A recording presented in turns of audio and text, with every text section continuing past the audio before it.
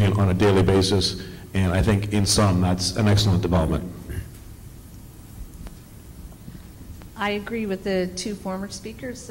They're right on the money. I think you do have to bring something extra every day because you've got, like Glenn said, and you've got broadcast all the time. You're you're feeding a beast constantly, that is the web, and all forms of social media platforms. And in order to do that, I like the term entrepreneurial journalism because I think that's a great term, and I hope you don't mind if I use that. I think it's a great way to describe what we've got kind of forced into it because we can't be the complacent. I mean, in print we could almost be complacent at one time, and I was in journalism when, you know, the story that you wrote at 2 o'clock in the afternoon was okay for the next day's newspaper. That's nowhere near the case anymore. So you're forced to consistently feed a beast. And I think you have to think of new and innovative ways to push the boundaries of what the five W's of journalism and 1 Y and XO, G, and all the bit forms and everything else you guys are learning that I didn't learn in J school here. But, you know, you really have to push the boundaries, and you have to go, you know, if there's a house fire, you have to go to the house fire scene. We had to do it 25 years ago. But it's incumbent upon you to find out something different. Maybe you find out that the house is registered to someone. You know, years ago we'd say there was a house fire at 15 Walnut Street, apartment 2. Cause unknown, no one hurt. Maybe a cat given a ventilator or something. Now we go back and we go house fire 15, if you're really wanting to make a difference in your newsroom, you go back, house fire 15 Walnut Street, sure, but who's the house owned by? Maybe they had some interesting story about them. Maybe that house is cited for violations in, what do you call it, property damage and all these other things, but you push beyond that and you still have that very small time frame, and someone else, like you were saying, is mowing your grass on the web at the same time. So that's a great term, entrepreneurial. Well, I moved to Ottawa in 2004 to be the Ottawa bureau chief for the Chronicle Herald, a job now held by Paul McLeod. And one of the things that I learned, it was sort of difficult to go into this great big press gallery where there's all these reporters chasing all kinds of different things, and you don't have any contacts, and over time you kind of have to study the place. And part of that for me was studying the gallery, studying the reporters and the techniques that they use, seeing what the questions they ask in the scrums, and then see what story that turns into. One thing I found very useful, I spent a lot of one summer doing piggyback ATIPs, which is requesting documents that have been requested by someone else under access to information law. And I would see a story that I thought was good from a Globe reporter or a CP reporter, one of the people who really know how to use access stuff. And I'd request whatever documents they got from that story, and then study them and look for, you know, how they look for what it was that they saw that turned into such an interesting story. Anyway, so as part of what I eventually concluded was that there are lots of ways to be a good reporter. And in Ottawa, there are reporters like Glenn, who largely works from documents, and like Jane, who largely works with people by charming people and getting them to open up often to their... In a good way. Something they often regret when they see the story in the paper. And, you know, John Geddes from Maclean's, who works from documents and formal interviews, and I don't know if he ever has a off-the-record conversation with anyone. And he sits back a little farther and does things that are sort of cold-minded and penetrating, and, you know, and sees a picture. You know, so there's lots of different ways to do the work, and there's lots of people doing it, and none of that has changed or got worse. Newsroom revenues, I think media organization revenues have shrunk over that time significantly, particularly in the newspaper business. But I think that there's a commitment to investigative journalism across all kinds of news organizations. And I don't really know if it comes from business reasons or just the sense that this is what we have to do. If we're in a democracy, we have to do investigative journalism. I'm going to be the contrary voice here. I don't think things are going well at all for investigative journalism. I don't know the situation at all in Ottawa, so I can't speak to that. But as I said before, we're missing all sorts of stories here in Nova Scotia. The stories some of the stories I'm most proud of are the stories that the investigation, the documents I used were sitting in plain sight in Commonwealth Games stories. They'd been, it took me 2 weeks to report on it, but those documents before my report came out, they'd been sitting in the legislative library for 2 months, and nobody at all looked at them. The Peter Kelly documents about his estate, or the estate that he was involved in, all that was in public records. Now, I had to take it a step further, but the fact of the estate, and that was unsettled, and there were court orders against the mayor for failure to disperse money in this estate, was all public record. And nobody, it had been sitting there for 6 years, and nobody reported on it. I'm utterly convinced that we're missing stories left and right. Some I know of, and I haven't had the time to do it properly, but I'm sure I'm missing all sorts of stuff as well. We don't have enough people out there looking.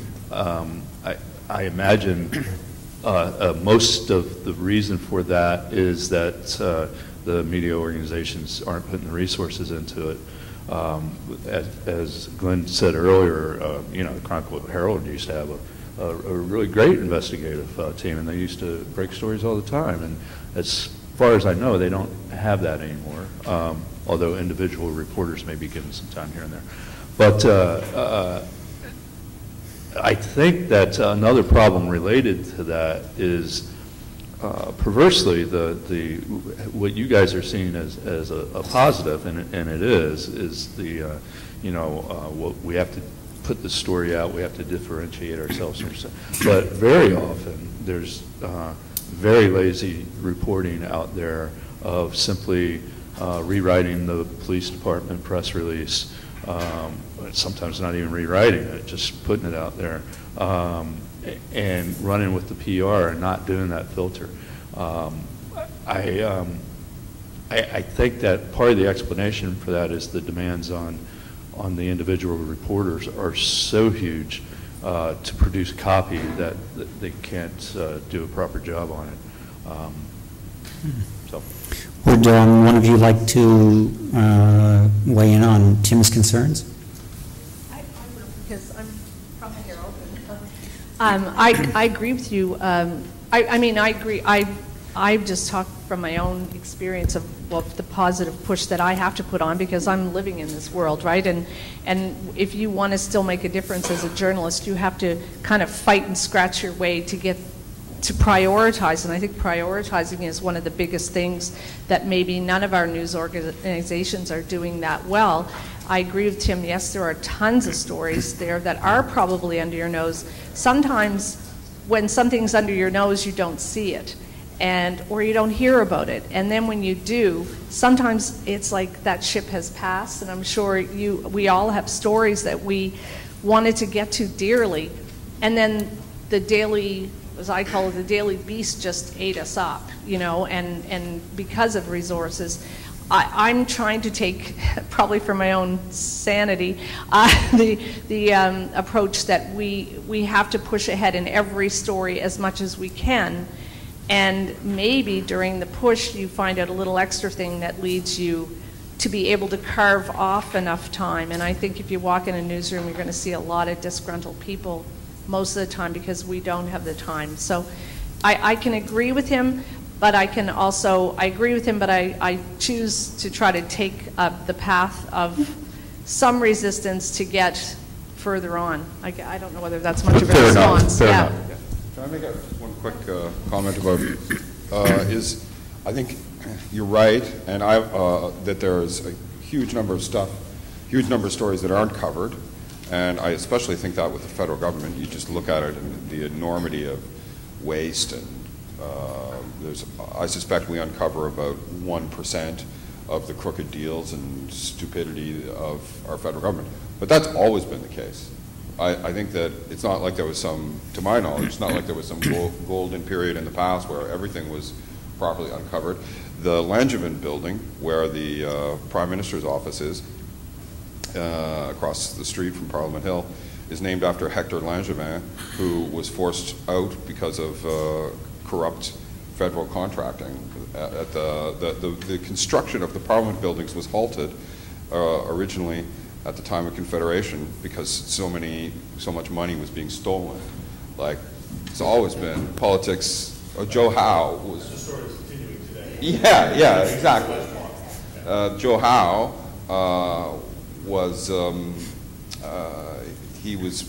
showed that magistrates were pocketing money that was supposed to belong to the public. It's the same thing all the time, and there's always people like us who are trying to dig it up, and there's never enough of us, and we're never as good as we should be, and there's too many of us are lazy, and but it continues. And the other thing, I have some trouble with those units, and I've been on them before, where, and they go in cycles where newspapers will decide, okay, we're going to have an investigative unit. So there's 4 people on the investigative unit, and all of a sudden, from a standing start, you've got to find a scandal. And it just doesn't work that way. The way I think it works to break stories is that if you're in the paper a lot, people will see that you're in the paper, that you're talking to people, that you're interested in this, and then the phone calls start coming. And then they'll say, oh, yeah, this sort of bugs me, or somebody will get in touch with you because they see that you're present and they see you out there, you're waving the flag. When I was on Parliament Hill, by the way, I came from Ottawa. I was 25 years in Ottawa. I've never worked in Toronto, but the Globe is situated in Toronto. When I used to always try to go and sit in question period and sit in the gallery so that the MPs would see me, wave the flag, and because you sit over them and look down on them, and the Chronicle Herald seat is right beside the Globe seat. So I always hung out with the Chronicle Herald guys. And I always thought that was important, that just you'd run into somebody in the hall, or you'd see them up in the cafeteria. The 3 of us all worked in the hot room, which is right in the Parliament buildings, as opposed to an office that's across the street from the Parliament buildings. And so we'd see people, and you'd find things out that way. And so, these units, these investigative units, yeah, they can be good, but in some cases, I think it's just plain old talking to people, running into people, and having conversations is the way to get the stories. Yeah, I agree. I think anytime you start sequestering reporters with the intent of being investigative, it doesn't work. And usually they're guided by an editor. The first thing they'll do is appoint an investigative editor. And in my experience, editors never have story ideas that are any good. Stories should come from reporters, and we shouldn't. There's nothing worse, and this may be a problem with the Globe more than it is in my paper, but having the editors go into the Star Chamber and talk about what the story of the day is going to be and then come out and assign it to reporters. The editors don't know. The reporters know what the stories are, and it should be going the other way around. And I'm fortunate that at my newspaper that's generally the case. I think the massive loss of revenues in the newspaper industry, and we had more bad numbers at Post Media the other day, although it's tremendously worrying for us. I think ultimately newspapers are starting to realize they can't keep doing the things they've been doing historically, and they can't keep wasting human resources on trying to win eyeballs on the internet by putting together photo galleries of celebrity bikini bodies, to use Steve's example, or live chats, or aggregating tweets. I think that's a complete waste of time. And I think the further revenues keep falling, I think newspapers are going to realize that the only way they can survive is to do investigative work that's off the news agenda and break original stories. There's no point in us all replicating the Canadian Press story. Glenn, I wonder, and Jane, I wonder if isn't Kevin Donovan a contrary example for what you're saying at the start? Yeah, certainly. I mean, Kevin's probably the premier investigative reporter in the country, but he's in an enormous newsroom, and as far as I know, he generates all his own story ideas. And the other thing is, Kevin he will spend a long time working on a story, but he's also, when the Rob Ford, Kevin broke the Rob Ford story about the crack cocaine, and he was suddenly becoming a daily news reporter, and he was competing against all the other news organizations that were working on that story. And the advantage he has was he had all the investigative skills to do that on a daily basis. How do you convince mainstream media organizations to invest in the kind of work that we're talking about, to invest in investigative? Or will mainstream media in future, do you think, play a minor role and investigative will pop up elsewhere? I think that the mainstream media is likely going to continue to be the main source of investigative journalism. Although it's interesting, the Rob Ford story wasn't broken by Kevin Donovan. Really, it was broken by Gawker.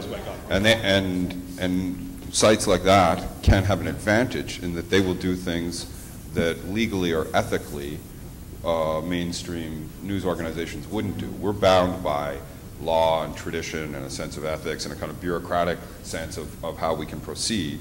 And someone like Gawker can be like, oh, we'll get lots of clicks and we're going to raise some money and bleh, let's go for it.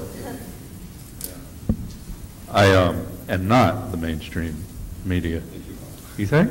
No, we call ourselves an alt weekly, alt for alternative, because we position ourselves against the mainstream, and I think there's a huge opportunity for alternative news venues to do investigative reporting. I think I'm doing it.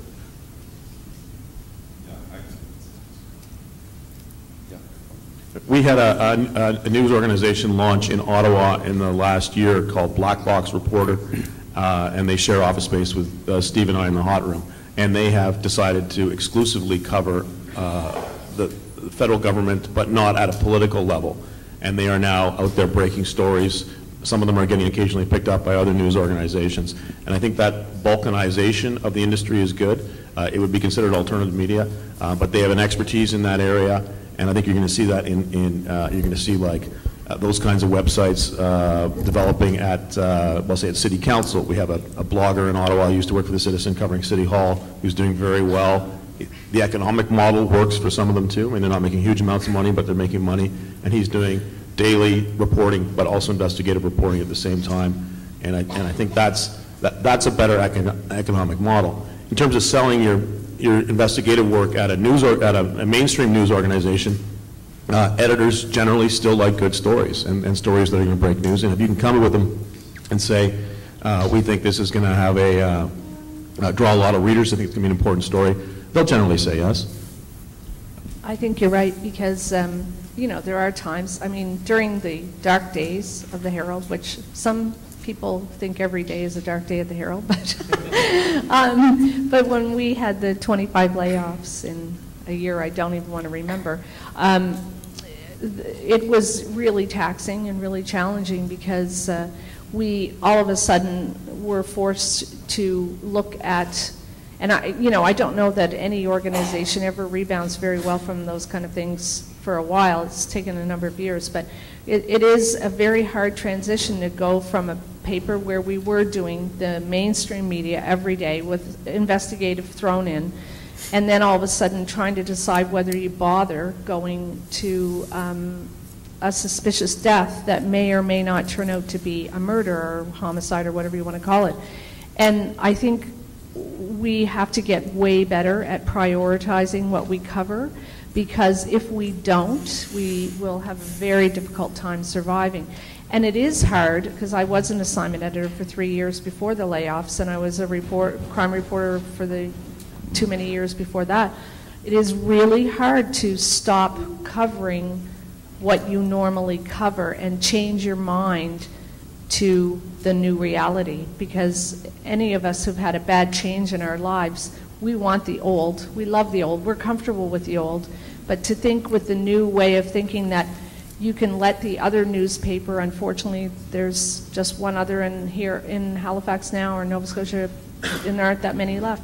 But it's really hard to wake up one morning and see that someone like Tim has gone and done this to the nth degree, some story that we either decided to let go or didn't know about, and then we want to feed the beast just like he fed his readers. And hopefully he wakes up some mornings and notes that all of us have done something that he wishes he had done.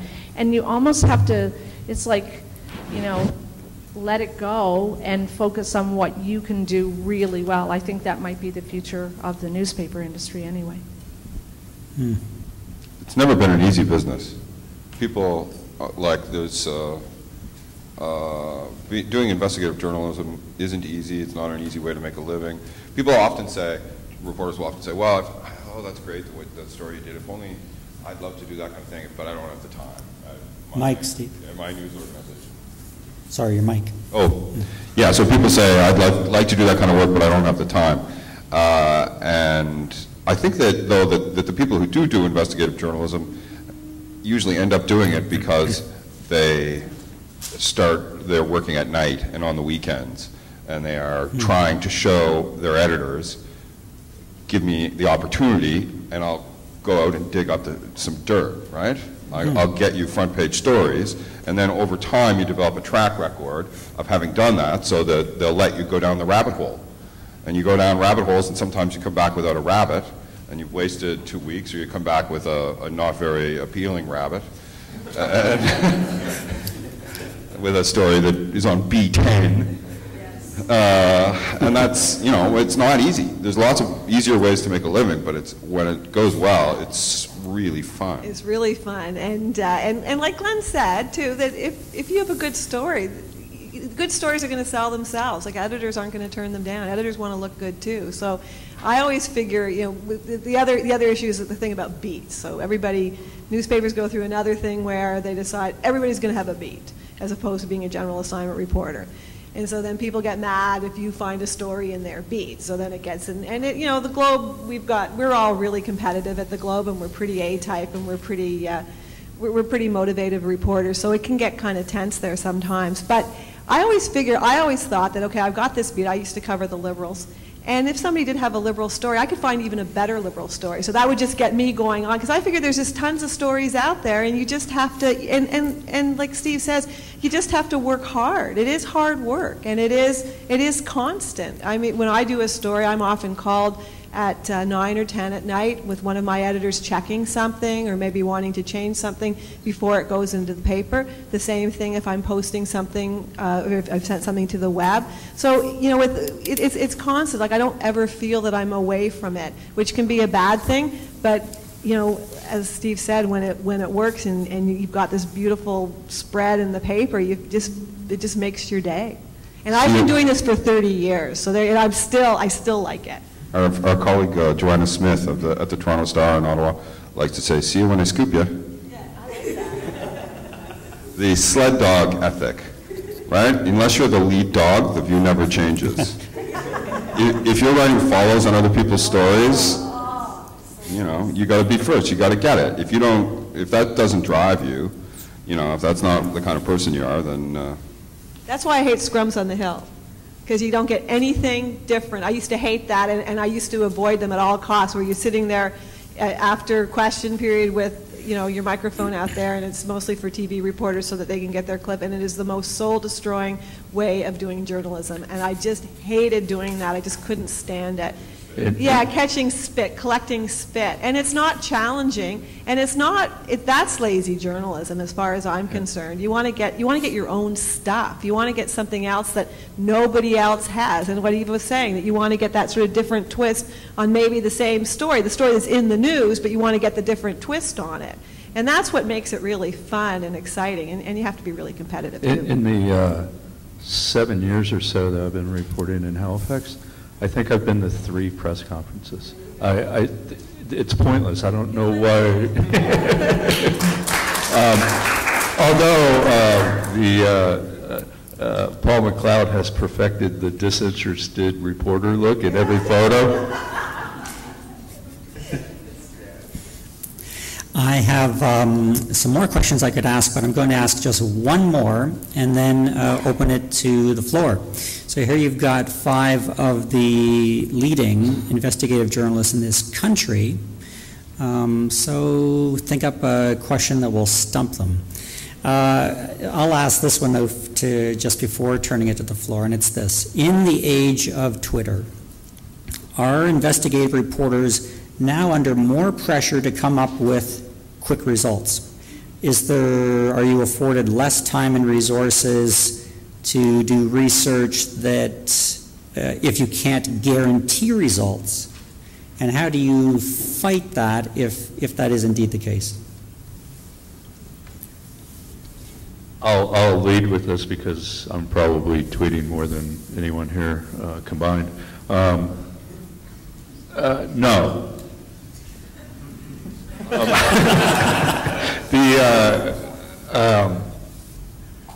Twitter doesn't compete with what I'm doing, and there isn't the demand to fill content. I have plenty of content without bringing investigative stuff into it. And I will say that you can tell when I'm working on something, my tweeting goes down considerably. No, I just don't see that as a conflict.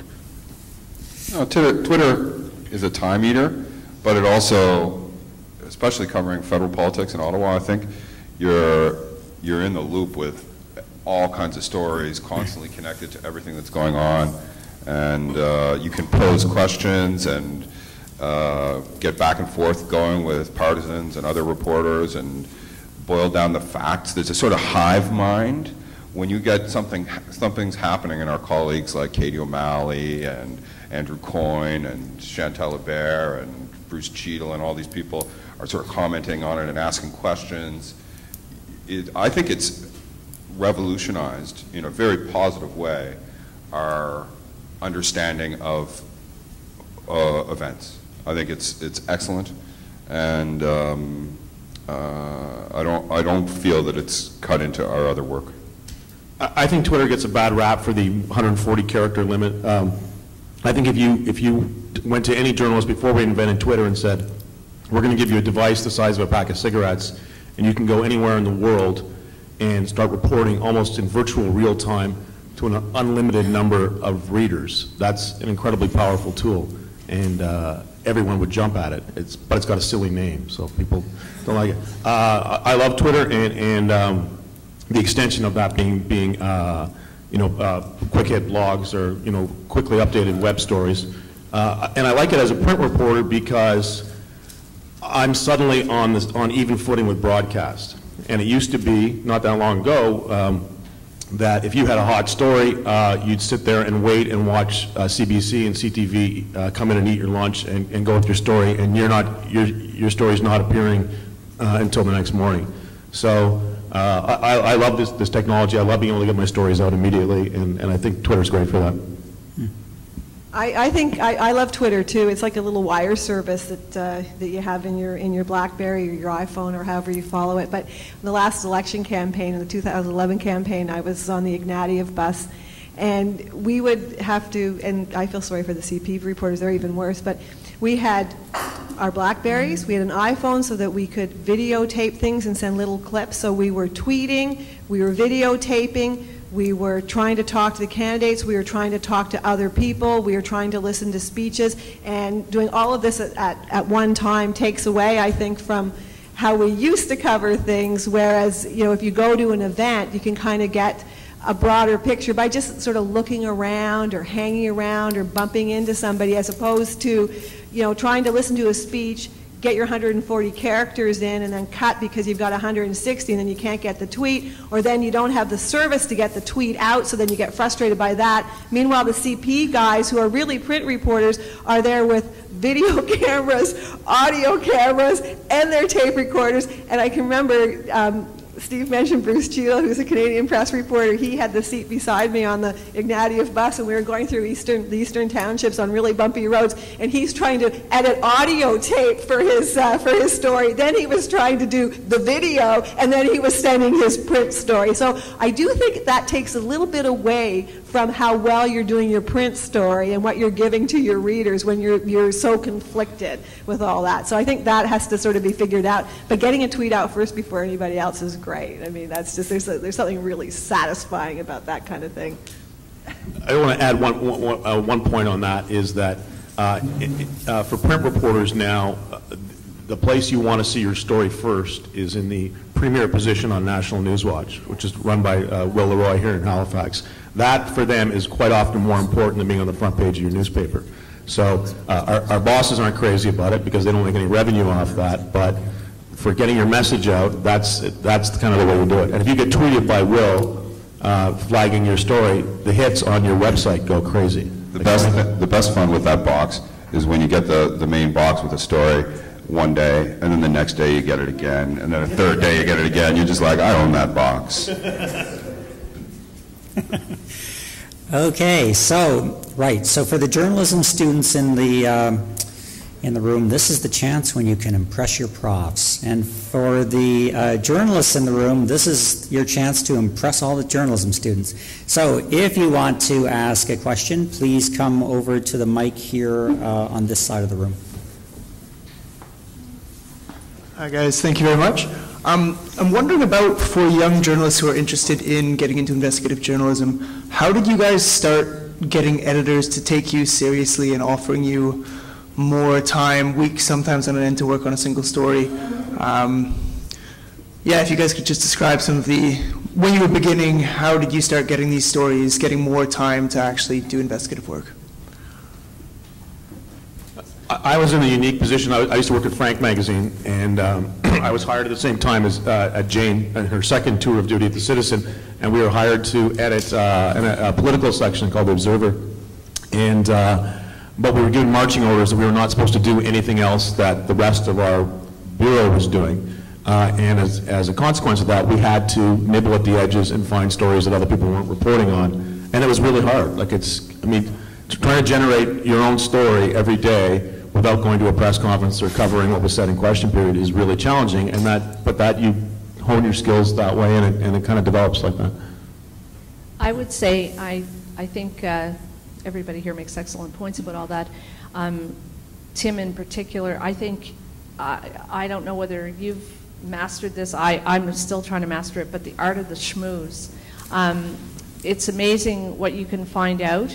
And how to, well, first of all, your editors are never going to take you seriously, so don't even try. I still think, nobody takes me seriously in that newsroom, and mostly because I really don't want them to. But I think really you have to really be, like Jane was saying, you're always on. You have to always be on and always ready and looking for a story, and listen to people, because sometimes I've kicked myself in the pants a million times. You are going to have to go to the regular everyday things at first, for sure, unless you get really lucky and there's a halo on your head when you walk in. And you go to the daily things, and sometimes somebody will want to talk to you that you find, oh my God, they're so boring, this politician, oh, this is so boring. And then in the middle of this, and you're listening, and you're trying to get away from them and think of the million things you have to do, in the middle of it, they drop something, and they don't even realize what they've dropped. And all you can do, all of a sudden you're like, oh, full systems ahead, I'm going to get back to write that dumb, upgrading the sewer system in whatever section, and people are upset about it, but this politician just dropped something major that they don't even know. And I think probably that's how Tim gets some of his stories. Yeah, I've always said, and I stand by this, that the money quote in a phone conversation always comes after you say goodbye. It's keep the recorder on and let them try to sum up what they're saying, and you'll get that money quote. Schmoozing. I hang out in bars. I tell the people in my life this is work, and it sometimes is. People like to drink and talk. You'd be surprised what people have told me, after their fourth beer or whatever. I think that liking people is part of this job. Even the people you dislike, you kind of like them in a way, and to develop that relationship with people is really important. And I think that's how I found a lot of stories initially when I moved here. Now people call me, but yeah. It seems to me you can't it's unreasonable to expect editors to say, oh, well, that's a great idea, why don't you go spend 2 weeks working on that and hopefully you'll get a story out of it, unless you have shown them over a long time that it's a good bet for them, because they can get 3 stories a day out of you if they say no, right? Which they need to they need content. And I think that to be an effective investigative journalist, at least in politics, you have to have a fair amount of experience because the people that you're dealing with are very skilled. There's a lot of them, the communications people and the political actors, and very often what's a good day for you is a really shitty day for them, because they're having to explain something, they're embarrassed, they are shown to have been unethical or something. That's what makes a good story. Government does a good program, that's not a good story, right? So you have to be experienced often to do that kind of work effectively. You have to know how to protect yourself, how to wedge a small fact into a big story, and it's not the kind of thing that, in my experience, you're going to be able to do very quickly. It takes time.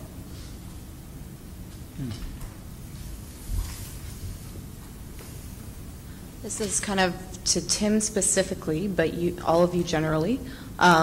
You've all agreed that there's those hiding in plain sight stories, that they do exist.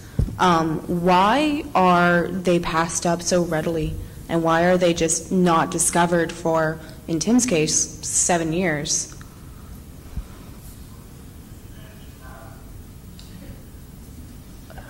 Damned if I know. I think some of it's just an incurious reporting staff. I think time constraints, not recognizing what's important.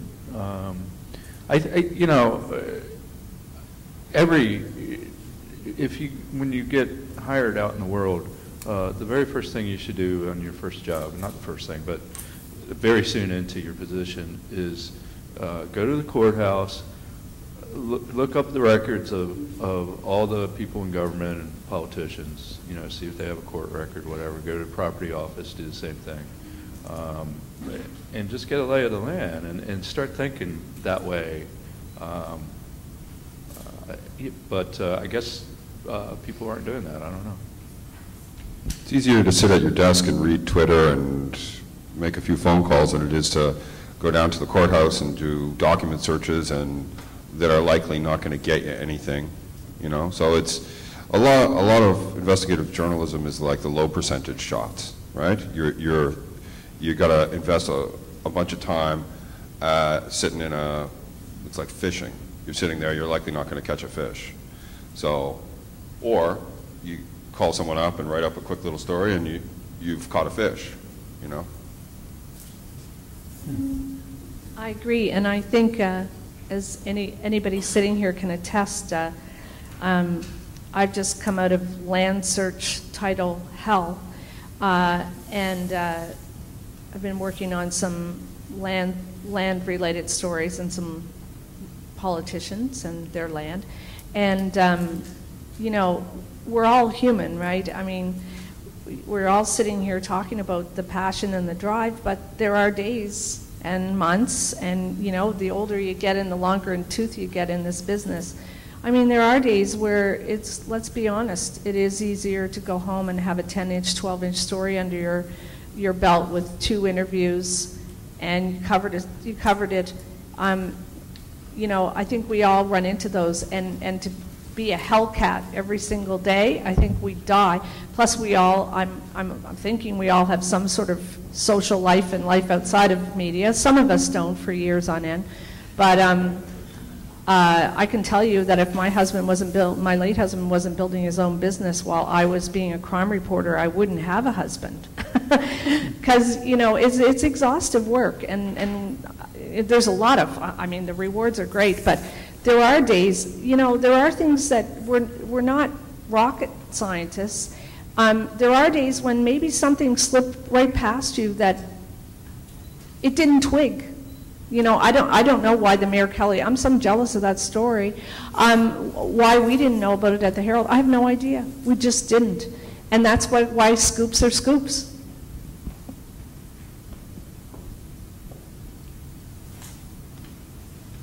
Hi.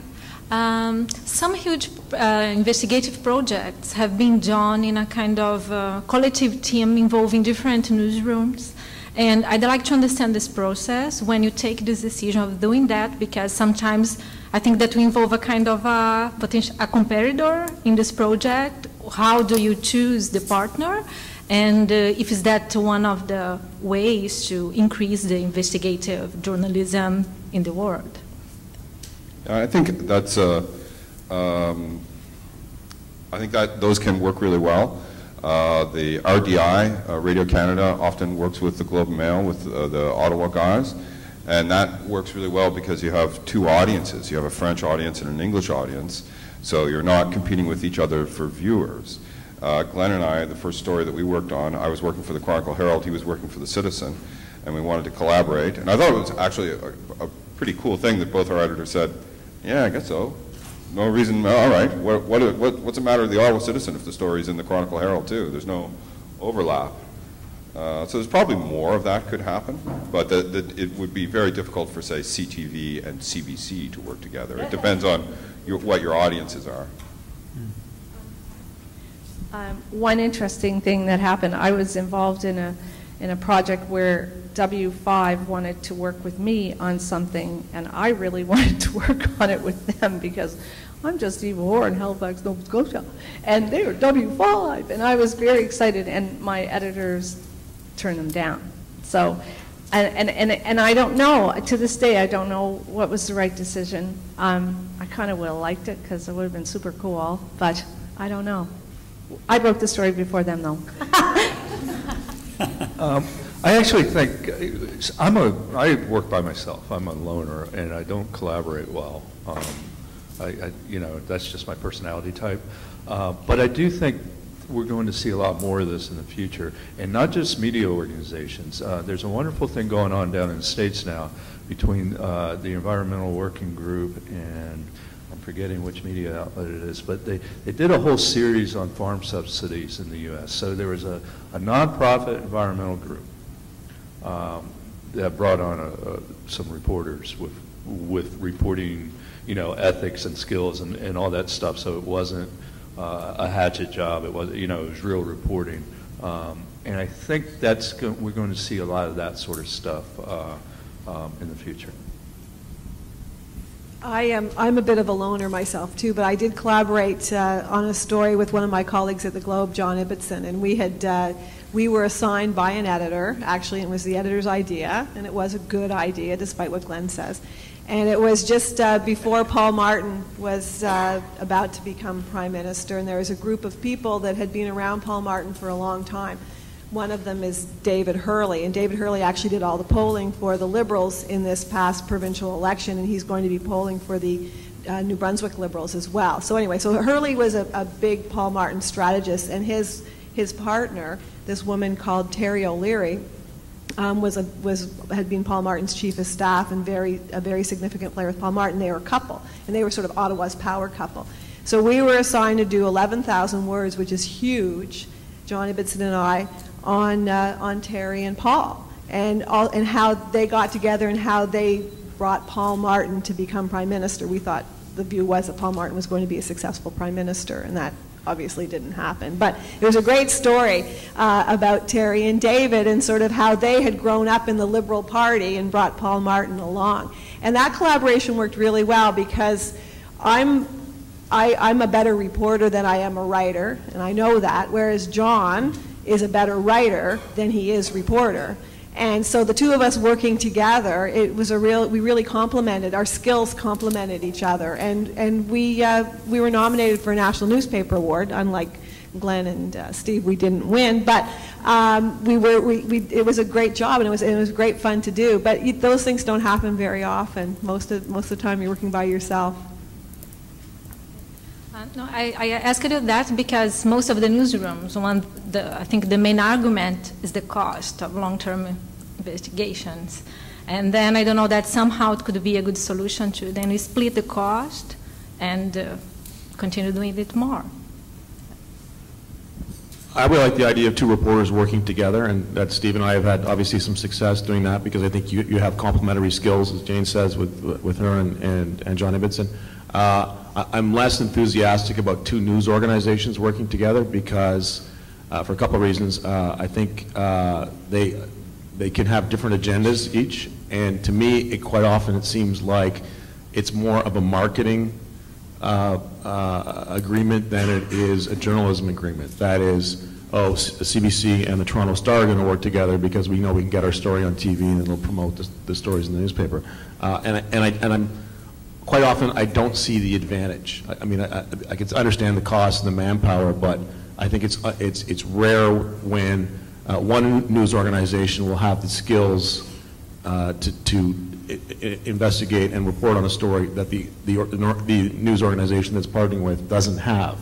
And I mean, I haven't seen a compelling reason for us to do it. We talked about it once during robocalls and we ended up not doing it. So, although I would disagree, because if you look at there's excellent stories about corruption in Revenue Canada in Montreal that RDI or Radio Canada International, Enquête, which is might be the best investigative team in the country, actually, the Radio Canada team in Montreal, and Daniel LeBlanc in Ottawa with the Globe and Mail, who's a crackerjack reporter. And they, I don't know anything about how they're working together, but I know they're excellent. That there are documents and sources, I suspect Mounties, but I could be wrong, who are feeding them this stuff that's very important. The friggin' mafia was bribing and influencing Revenue Canada people. That's like insane, right? So we should be shooting people when that starts happening, you know? So, you know, I'm kidding. I don't think we should shoot people, no. I'm joking, but... for Radio Canada, I see absolutely why they would want to team up with the Globe and Mail, because depending on the stripe of the government, they can basically ignore a story that only appears in Quebec, right? The Conservative Party doesn't have any seats in Montreal. They don't really care what's on Radio Canada for the most part. But if it's in the Globe and Mail and all the English-speaking business people in Toronto are reading it, then that's something that the ministers are going to want to be on top of. But that's marketing and not journalism. But it changes the environment of the story, right? It has more impact, which is what you want. Finally, we're getting to see these two collaborators argue.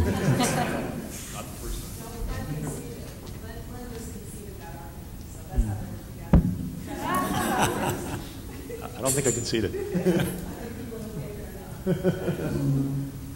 Hi, I'm a student in the Master's Journalism here at King's, and in one of our classes the other day we had a really interesting conversation about this idea that audiences have shorter attention spans, and it kind of raised this debate about whether as journalists we should be catering to this and, you know, writing shorter pieces or creating shorter broadcast pieces that are faster and more concise, or whether we should take it as a challenge to keep things the same length but just change the way we're writing them and make them, you know, more interesting or more suspenseful to keep people interested.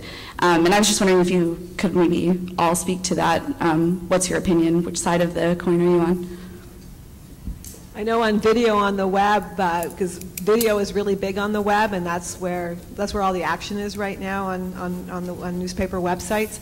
And you can only go 2 minutes. And if you go longer than 2 minutes, the studies have been done that apparently you lose the person. So you have to keep anything that you do, because we do a lot of video chats, and we even have an executive producer now at the Globe and Mail, which is kind of odd for a print newspaper.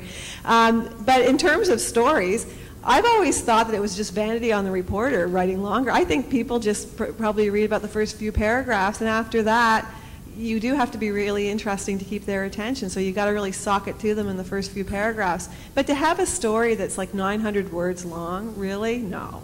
That's a reporter being, you know, it's just vanity as far as I'm concerned. You keep them to about 600 words, and you can tell a story in that amount of time. So I think this idea about longer stuff, I agree people's attention spans are shorter now because there's just so much other noise going on. And anyway, that's my view. Okay, Tim? Sorry. Can I disagree first? No, I just there's a nice disagree, but I just think if the story is like, I think it's incumbent upon the reporter. I agree with Jane in the fact that I think it's incumbent upon the reporter to write really well, and most of us, I mean, if you know, we have to keep learning to write really well. And if you write really well and you can help people visualize, especially in print, what you're trying to tell them, the story, and bring them into the room, I think they're going to stay with you for a really long time. I can't say that I've had the great fortune of always having people come to me after I've written. I don't know how many 900 words is. See, I try to ignore all that. That's in my rose-colored glasses room. I'm like, I don't know how many words that was. Yeah, what's that in inches exactly?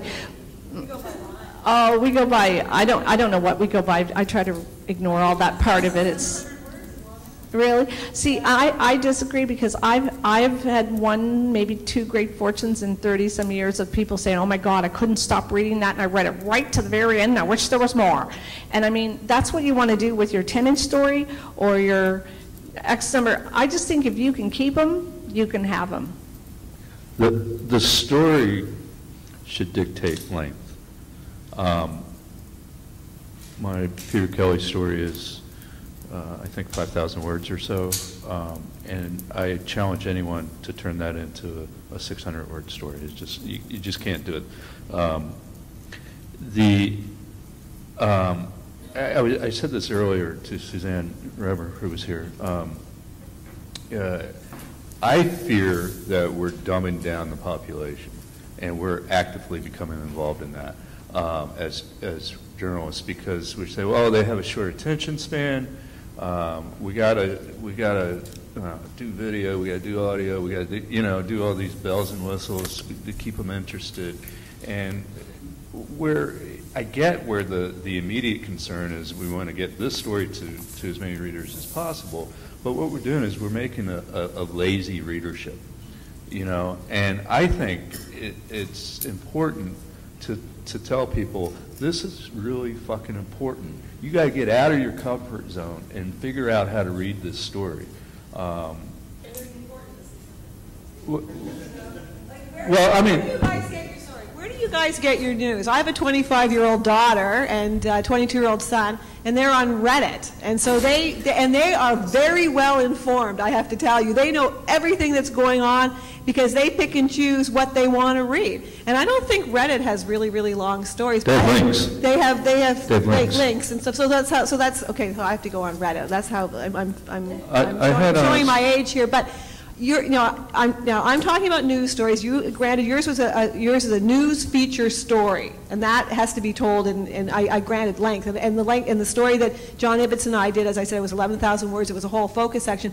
But in daily news, I find there's just so much fat in some of the stories that I read. People let quotes go on. Quotes are meaningless. Get in, get out, make your point, and you can do it in 600 or 700 words and have a perfectly wonderful story. I think that I'm also going to disagree with Jane, although I don't disagree with that if there's a lot of stories you can tell in 600 words or 300 words, or when I used to work on the night desk at the Daily News, you'd be rewriting police news releases into crime briefs. And I remember thinking sometimes, I've just spent an hour turning 800 words into 250 words. And it's a great writing exercise. How can you get the facts across in the shortest way possible, and that respects your reader's time. However, on investigative stories, they're often one of the great things about the internet era. There are good reasons why you might want to run a 1,000-word story if it's investigative. There's a whole lot of facts. You don't necessarily know which ones are the most important.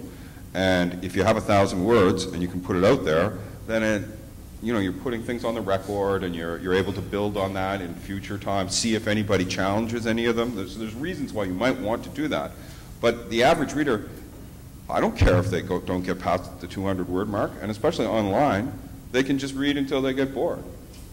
So it doesn't matter. About 10 or 12 years ago, there was a mania in newspaper journalism for narrative nonfiction.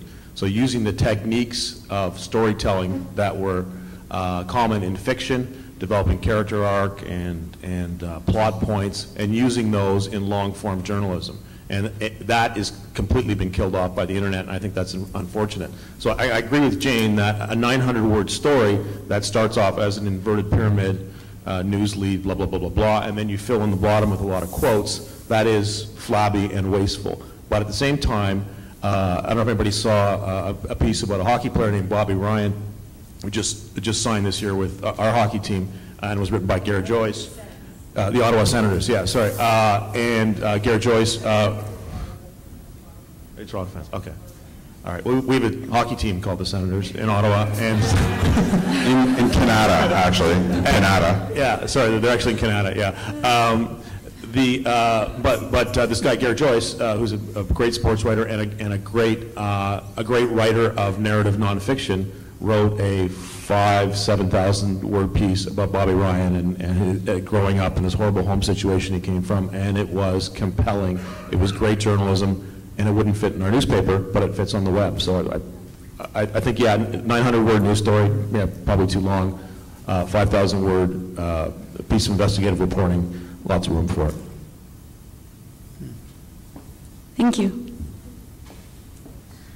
Tim, earlier on you said that you think things aren't going well for investigative journalism. Do you think part of this is because the public needs to demand more from journalists?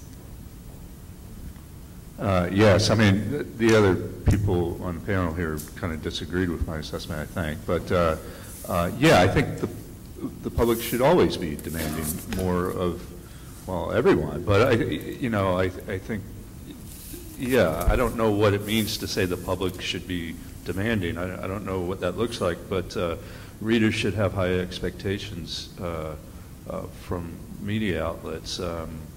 Yeah. I often think about this as a bit like voter participation. When I was covering elections in Nova Scotia, I'd go around and ask people all the time, excuse me, hi, I'm a reporter for the Chronicle Herald. Are you going to vote on Monday? Who are you going to vote for? Why? Just over and over again. 100 people or 200 people in the course of an election campaign.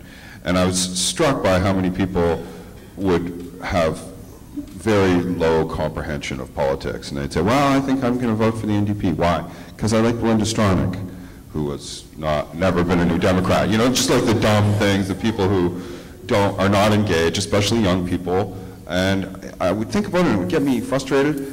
And then I kind of realized, well, they're living their lives. If they don't care about politics, that's up to them, right? If they want to go home and watch reality TV, and if I get mad about it and tell them what they should be interested in, that's not going to have any effect. Okay, you don't want to, all right, well, don't blame me if your government sucks. There was a website that launched a couple of years ago called Open File, and the premise of it was that readers would assign reporters. They would have a system where you would submit story ideas, and then the website had a staff of reporters, and they would assign them to go and execute it. It's out of business right now, and quite rightly, I think. It just didn't work.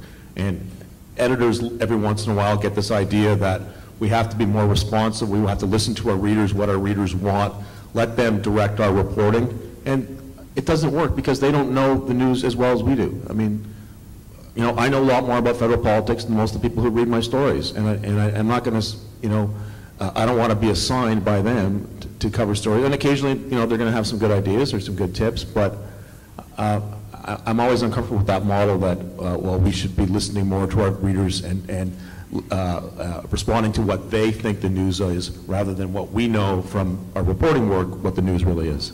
And maybe that's arrogant and elitist, media elitist, but yeah, I don't make any apologies for that.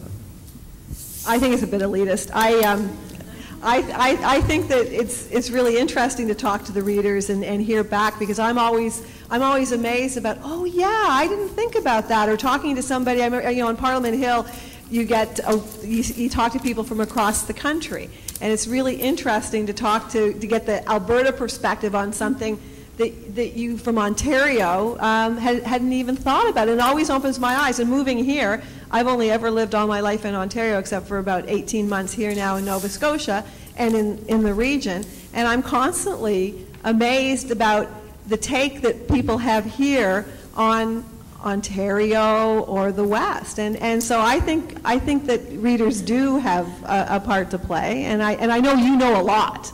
I know that you are very well informed. Well, it is and it isn't. I mean, that's a certain part of the public that likes to comment and get involved that way. I'm talking about regular people, and there are some informed readers who will talk and do have positive and not positive, but really good, important things to say. I agree with. I don't know why I'm sitting on the fence today. I'm agreeing with everybody about everything, but I find what is very frustrating, and I think Steve can attest to this because when we work together, and by the way, sometimes he was my boss, kind of, because he was an editor, and he always liked stuff short, by the way. You did. We used to have fights over that. Anyway, but I think sometimes when, as Glenn says, sometimes when you go to the reader and you ask them what they want, and your organization spends all this money on these focus groups, and then you get these people in there, and sometimes they just want free sandwiches and coffee, and they just say, well, I'd like more of this, and you point out to them, well, our bosses would point out to them, well, we did 75 stories on that already. Well, I want more. Why didn't you guys say this in it? Well, actually, we did. So it is really frustrating to try to give the public what the public wants, but also give them what we think they should want as well, and maybe hopefully inspire them to take some action and act more like a democracy. I think sometimes that's what drives media people crazy the most. I love the comment, we want good news. Can't you be positive? Fuck you.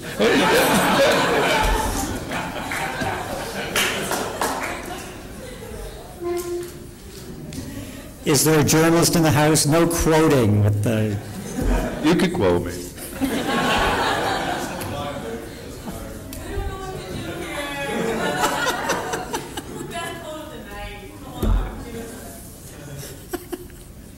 Okay, thank you.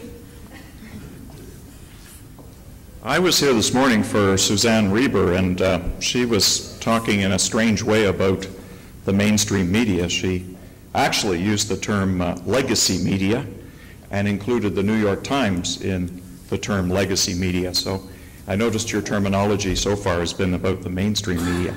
My question really relates to what I've been learning over the last few years, is just how often I'm going to HuffPost for breaking stories, and how often I tend to go to public advocacy bloggers, like Bill Black or the Healthcare Nova Scotia, and I've been noticing that more and more people in the quote mainstream media are quoting those from that other world without really identifying them as such. So my question really turns on, are you concerned about the growth and influence of HuffPost as the first source for a lot of the news?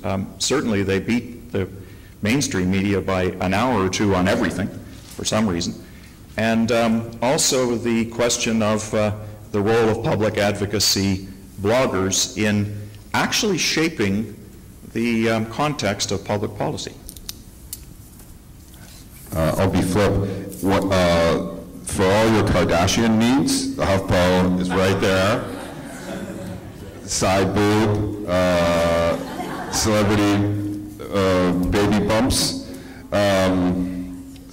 But actually, HuffPo does a lot of good journalism. I don't think that they do a lot of good journalism, and a lot of journalism that people find interesting that isn't actually very challenging or admirable, the side boob stuff. People want to click on it, it's a free country.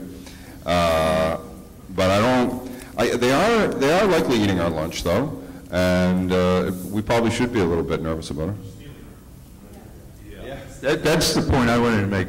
I have two huge concerns with Huffington Post, and one is I think they're doing more original content now, but their existence, they started by stealing copy. I mean, that's what they did. They would steal copy from other. Still do. Yeah, Still do. and the other thing which is hugely problematic about Huffington Post is they get free labor. You know, they're the line of, well, come write for us and you'll get experience. This is bad for journalism students. It's bad for journalism in general. Really, for the longest time, I refused to give them the clicks for that reason. I think people should be paid for their work. But you're right, lately they have been much better in terms well, of since producing. Marnie Subkoff went, there's been an uptick in terms of I would say the focus and I would say the sharpness of their attention to certain issues. But on the other part of your question, public advocacy groups and bloggers and so forth, all for it. I think it's made the world a better place. But you also have to be careful. I think that the reader has to be able to recognize that, Bill Black is a conservative. He ran for the leadership of the Conservative Party, so he has a particular point of view. And I always worry. We have a lot of blogs on the Globe and Mail website, and I worry that the standards are, I think, a little bit, the lines are a little bit blurred more than they are if I was writing a story, or if Glenn or Steve or Eva or Tim were writing a story. So I worry a little bit about that it's all going to be a bit too agenda driven, that the news that you're getting, and you're picking and choosing. I mean, you've got a menu of different things that you like to read, obviously, and so you know where that's coming from. But I think I'm not sure an average reader knows the Jerry Kaplans of the world who we run, or Rob what's-his-face, who's a liberal, that they don't distinguish that he's really not a reporter, and when we're writing about politics, I worry about that. On the other side of the equation, Open File was not the first, it was the Mark. And the Mark actually did not do well, and they're just kind of just actually limping along. They've even moved their office. But we don't often talk about the failures in the news blog field, too, because there are quite a few of them.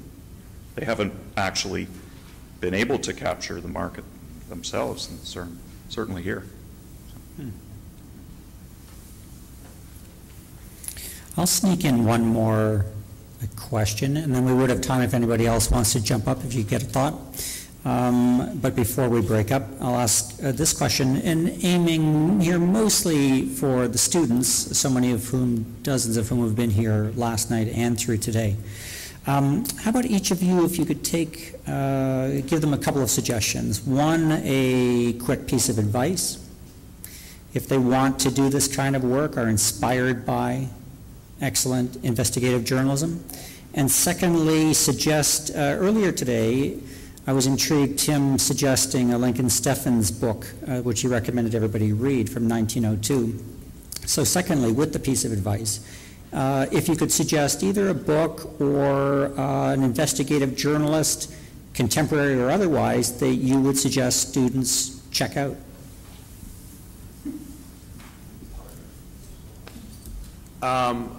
As a piece of advice, I mean, I know everyone's number one concern is getting a job in the media industry, or most of you are intending to get jobs in the media industry.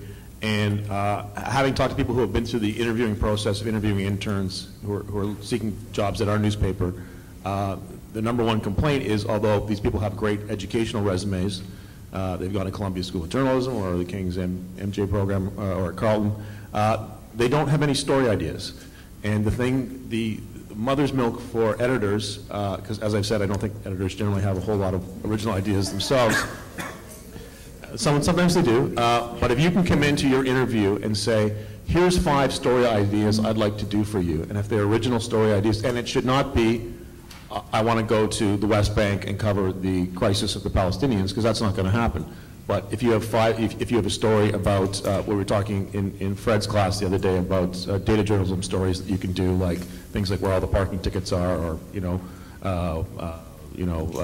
stories about which bars are getting busted for liquor violations. If you can bring those original story ideas that the editors have never thought of, and propose them and say, I can do this story for you next week, that will make a huge difference to you, and I think that will differentiate you from the several hundred other people who are probably applying for the same job. My advice is to be present. And I said this, I remember talking to Alex Bootler. I don't know if you guys know him, but Alex worked for Metro here.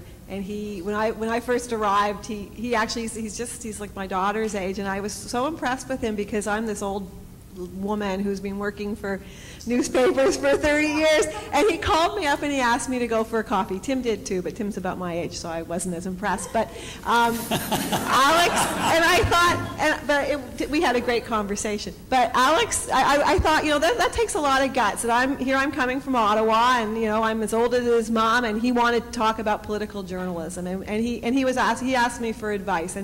And I said, you got to get yourself to Ottawa. Just figure out a way to get to Ottawa and kind of show up. Because I've seen so many young people, when I worked for CTV as well as the Globe. I had a little part-time job with the CTV doing a television show. And I would see young people come in as chase producers, not a great job, really low on the food chain, and you're just kind of chasing after people and setting up interviews, but you can work yourself up. And I've seen the Laura Paytons of the world. She's on CBC all the time now. There's Megan Fitzpatrick, who is now in Washington. She kind of started like that. Althea Raj, who's at the wonderful Huff Post, started that way as well.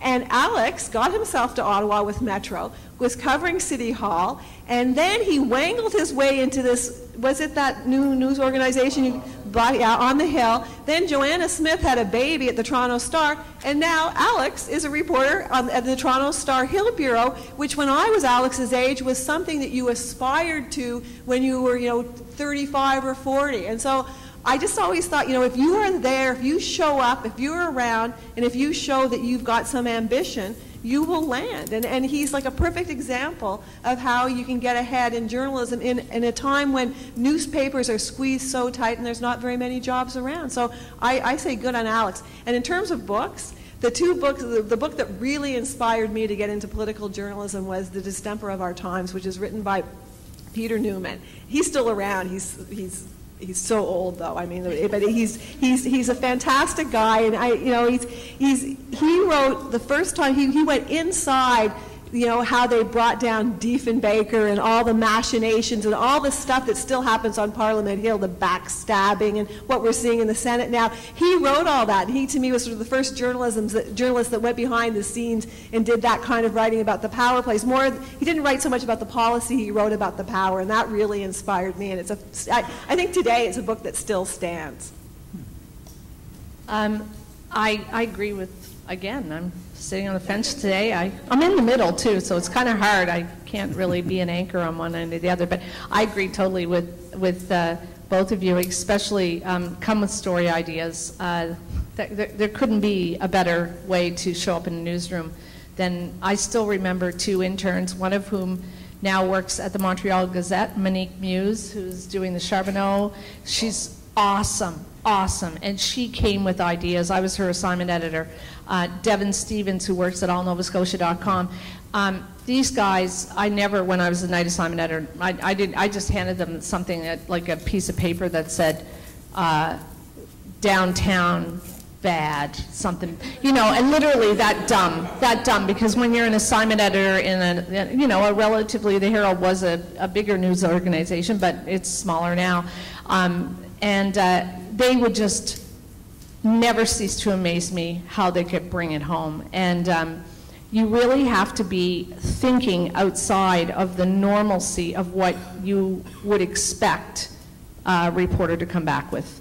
And curiosity. I think all of us in our respective newsrooms, nothing drives us crazier than the person sitting next to us or down the way, cubicle 4 doors down, who isn't curious, They're writing a story and you'll say, well, how the hell did that happen? Oh my God, that's wicked. And they'll go, well, I don't know, they just said that it happened. And you just want to take their head and boom. And and the curiosity, sorry, but curiosity, I know, I'm a crime reporter.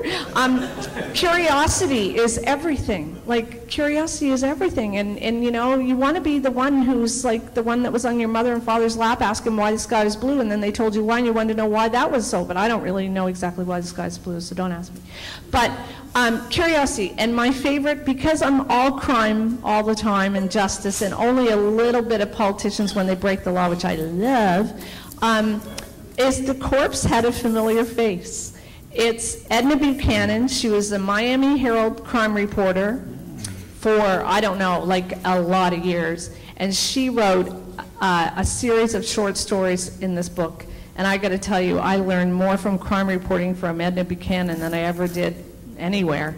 When she asked people what the person's last meal was before they got, you know, air conditioned, you know, it brought something to the story. So that's my thing. I think curiosity is an excellent point. Something I learned from Tonda McCharles, actually, who's a really good Toronto-style reporter in Ottawa. Although she didn't tell me this, someone else did. Bruce Campion-Smith told me this. Is when you show up someplace for a meeting or whatever it is, talk to people. Walk up to people and say, "Hi, I'm here from the newspaper. I'm here, I'm so-and-so, and what's going on? How come you're at this meeting?"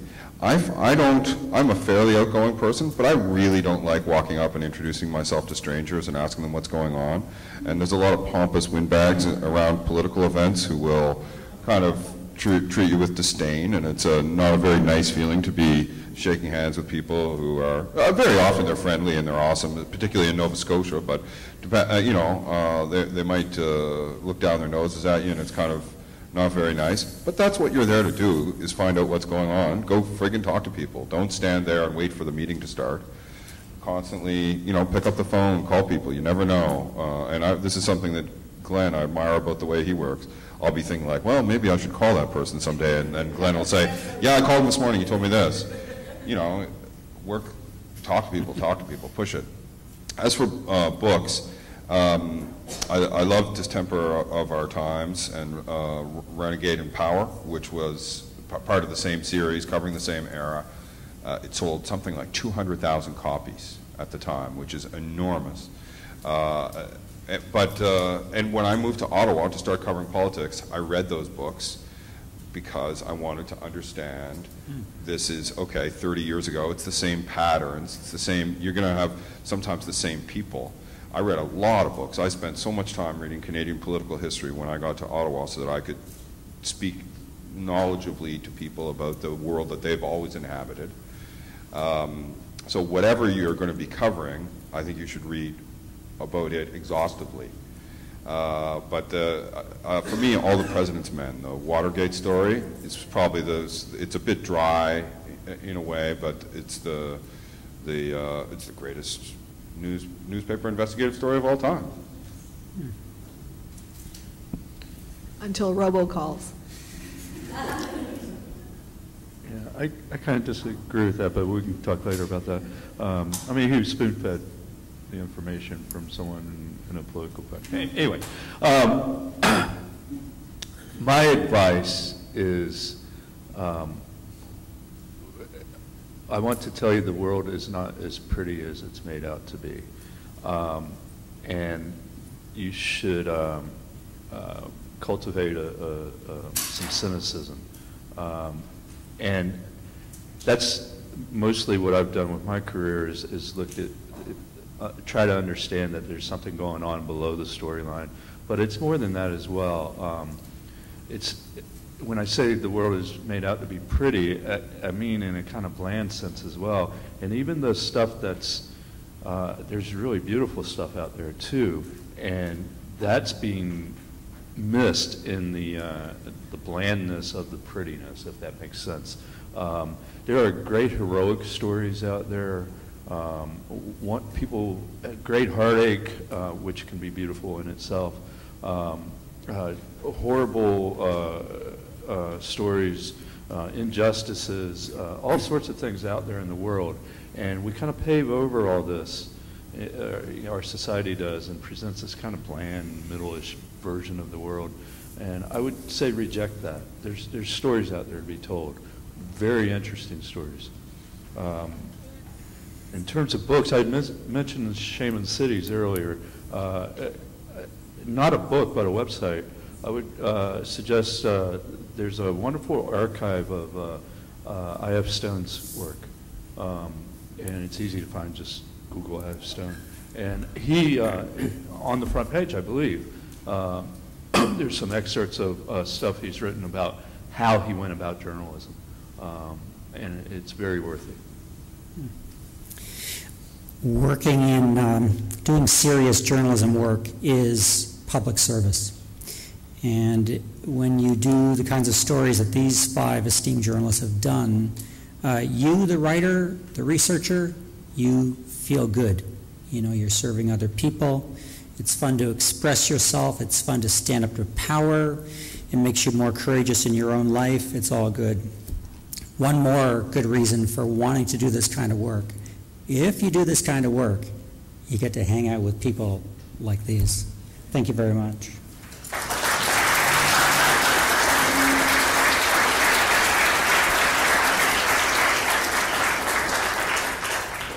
And I'll just invite Fred Valance-Jones, who put this excellent symposium together, to come up and have the final word.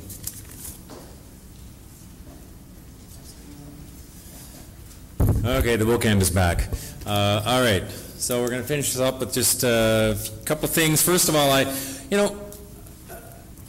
teach investigative journalism here, and sometimes I just itch to be back in the game, like full time, when I hear some of the stuff I've heard this weekend, and it's like, okay, maybe I'm going to quit and go back and do that, but I'm not going to do that, because I think about my job here, and often people ask me, what do you like about what you do? And I say my answer is always, my job is to infect them with the bug. And anybody who's been in journalism and loves journalism knows exactly what I'm talking about when I say the bug. It's that thing in your gut that this is what you want to do, and you just want to do it well, and you just can't wait to do some more, and you're willing to work 12 or 14 hours in a row and do stuff on your off time, and piss off your family and all the stuff that you end up doing as a journalist because you just have the bug. And I think that what we've heard over the last sort of, day and a half here, I hope that there's a couple of people been infected here, or at least maybe the bug has got a bit deeper into them. And we're going to see those people go out and follow in the footsteps of these incredible people that we've been hearing from for the last couple of days. And, we started off with Joe Howe yesterday night. Seems like a long time ago now. Lots gone by in the last day and a half. And he was talking to that jury that acquitted him and said, we have to leave an unshackled press as a legacy to our children. And you know what? I think we have. I think we've had some outstanding examples of that unshackled press here. And it's been an exciting weekend. And when I started, when Stephen Kimber, the acting director, asked me to put this together, some time back in the spring, I thought, how am I ever going to live up to some of the other great symposia that we've had here at the Joe Howe? And the people here have done good by me, and I'm excited and pleased about that. Before I do all the thank yous, I just want to ask, Stephen, you have a couple of book readings. You have a book out called Deadline, which is a kind of a fictional thing about goings-on in Ottawa. It's sitting on my desk waiting to be read this week, I'll admit. And I picked it up at the library. When are those readings, and people might want to go? Yes, I'm doing one at the Economy Shoe Shop tomorrow night at 7 p.m. Amy Smith of CBC fame is going to introduce me. And on Tuesday in Truro at the Historium, where former MP Bill Casey is going to introduce me. So all are welcome. Yeah, so I think that'll be, from what I've heard, really worthwhile. And I mean, how often do you have like a Triple Crown winning investigative reporter and novelist in the same room with you? Well, I mean, it doesn't happen too often. And so, I mean, we always have Kimber with his 47 narrative nonfiction books. But we got someone challenging him now. Okay, so let me do the old thank you thing, because I have to do that, and I think it's really important that we do that. So I got to throw a few thank yous out there. First of all, the School of Journalism and the Center for Interdisciplinary Research at King's, who made all of this possible. I'd like to also thank our wonderful live tweeting team. Those of you who maybe aren't on Twitter all the time, we realize that these folks, led by Ashley Baudouin and Seema Sahar-Zarai, and also consisting of Dave Lestraco, Christy Smith, Brandon Young, Emma Davey, Becky Zimmer, and Keely Bartlett. And they have done an amazing job of putting this out there to the world on Twitter. Also, thank you to Mike Rossi and Heather DePinto. They've sort of quietly been over here live streaming this whole thing out there. And there's been a lot of people watching out there as well. And to those of you who have been watching, thank you for staying with us for the 2 days. Of course, I'd like to also thank Axel over here, worked on the sound all weekend, and Mark Pinio, who's his boss downstairs, kind of hides out in the lair in the basement, keeping the audio and tech side of things going here. This is starting to sound like the Academy Awards, so I apologize. To my wonderful colleagues who helped out, David Swake, Doug Kirkaldy, Tim Curry, and Stephen Kimber, thank you so much for everything that you have put into making this a successful event. To Elnaz Bania, sitting over here, who made sure that, you know, whenever there was a little crisis that had to be dealt with, and those crises were nicely kept below the radar so nobody even knew they were going on. So she did a wonderful job of that, so thank you very much. And finally, before we go, I have to say thank you again to everybody who has spoken here today. Eva Hoare, Glenn McGregor, Jane Tabor, Stephen Marr, Tim Bousquet, and Suzanne Reber. And of course, thank you to everybody here and out in live stream land for joining us. And on that note, I think we'll close her up and say beer time, so or whatever else time.